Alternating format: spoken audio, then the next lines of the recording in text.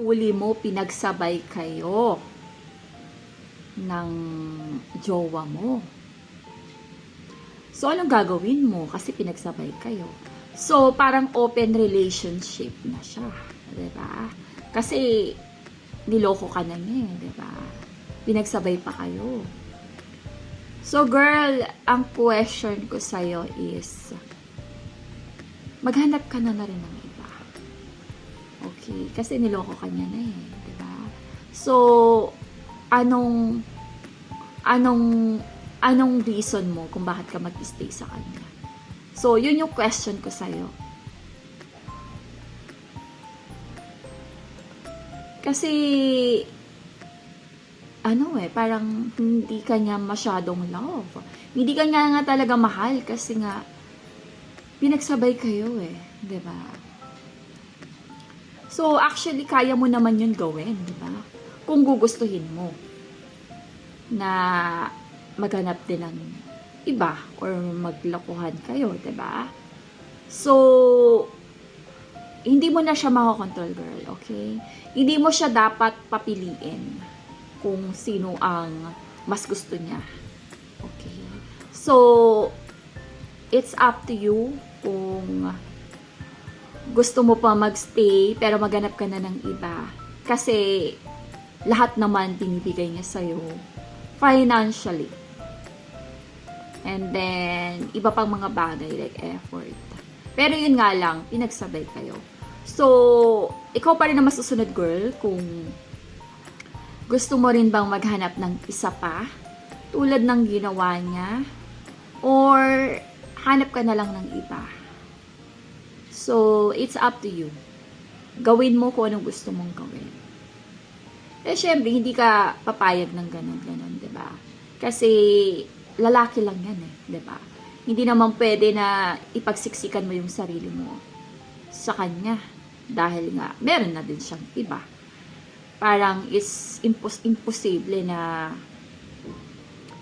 alam mo yon na mag-stay pa siya sa'yo. Kasi nga, sabay pala kayo. Diba? So, depende rin sa'yo, girl. Okay?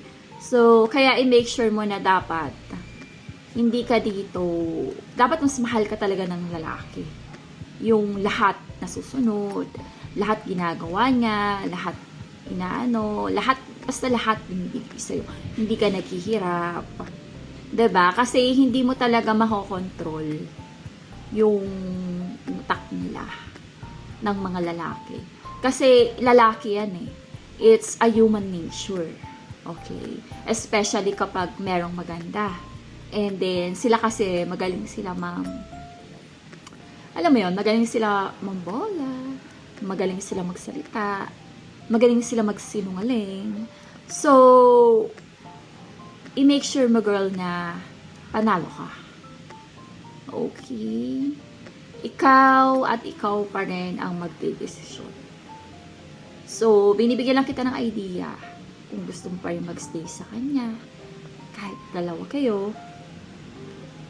And then, nakukuha mo kung anong gusto mo, in life. Na hindi ka naghihirap. Alam mo yon, fresh ka pa rin, hindi ka nag-stress. Diba? Kasi, again, lalaki lang yan, diba? Hindi mo alam kung ano ang mangyayari tomorrow and next day, diba? Kasi nga, magkaiba ang lalaki sa babae. So, focus on yourself. Focus on, ano ba talaga ang gusto mong gawin sa buhay mo. Gusto mo ba mag-business? Gusto mo ba ano ba? Huwag ka masyadong magdepende ng emosyon mo sa kanya. And then, syempre, nahuli mo na siya, huwag ka na magpaganon. Diba? Kasi, doon na lang siya. Kasi, wala nagloloko na rin naman siya, diba? So, stop mo na kung ano pa nangyayari sa inyo. Diba? Kasi, mahirap na. Baka magkasakit ka, girl. Diba? So, yun lang, girl, yung mga option na pwede mong gawin. Okay? Kung maganda ka naman, ayaw mo ng stress, ayaw mo ng, alam mo yon, ayaw mo nagsasuffer ka emotionally, or may emotion ka na sa kanya, Kaya masakit para sa'yo. So, ayun, girl, let go. Hanap ka na lang, diba? Okay. Na times 10 talaga na magmamahal sa'yo. Okay. Lahat ibigay sa'yo. Yun yung hanapin mo, girl.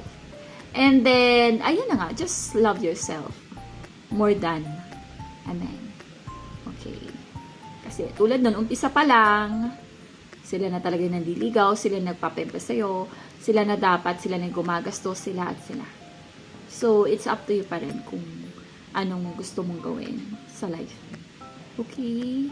So, basta wag ka lang magpapaka-losyang girl, okay? Mag-ayos ka, magpaganda ka. Mag-business ka para mas maraming pera. Diba? So, hindi mo na siya kailangan. Kung talagang kailangan mo is yung happy life. Diba? Hindi yung dahil lang sa merong lalaki. Diba? So, ayun girl. So, pag-isipan mo kung anong gusto mong gawin. Okay? Kasi, ang lalaki nandyan lang. Maraming lalaki dyan, girl. Hindi ka maubos. Okay? So, ayun na girl. So, thank you for watching. And, bye!